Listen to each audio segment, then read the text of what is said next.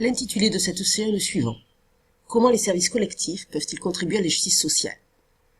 Pour répondre à la question, il faut d'abord la comprendre, et ainsi analyser les mots indiquant le travail à faire. Ici, le terme essentiel est comment, autrement dit, par quels moyens ou mécanismes. Ensuite, le verbe contribuer. Cela signifie assurer, permettre. On peut alors reformuler la question. Par quels mécanismes les services collectifs assurent-ils la justice sociale? Il faut ensuite identifier les notions essentielles. Ici, il y en a deux. La première, c'est service collectif. Un service collectif peut être défini à partir de 3 caractéristiques.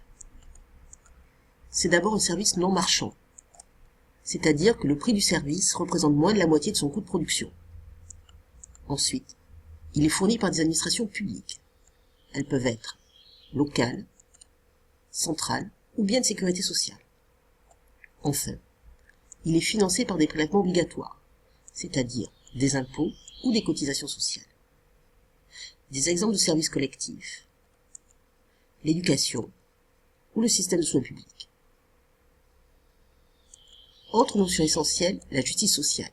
C'est un principe moral et abstrait qui postule plus d'égalité et plus d'équité. Or, le problème est que la notion d'égalité est complexe. En effet, on va distinguer 3 formes d'égalité: l'égalité des droits, l'égalité des chances et l'égalité des situations. Pour répondre à la question, on va donc montrer que les services collectifs peuvent assurer à la fois ces 3 formes d'égalité. Premièrement, le service collectif va pouvoir assurer une égalité des droits. En effet, l'accès aux services est universel. Il assure aussi une égalité des chances, puisque, par exemple, l'école du socle commun gratuite et obligatoire permet à tous d'accéder à un niveau d'instruction minimal à tous.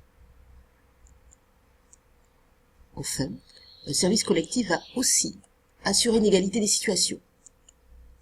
En effet, plus le revenu est faible, plus la part des services collectifs dans le revenu va être forte. Ainsi, les ménages qui ont des revenus faibles contribuent moins au financement du service collectif.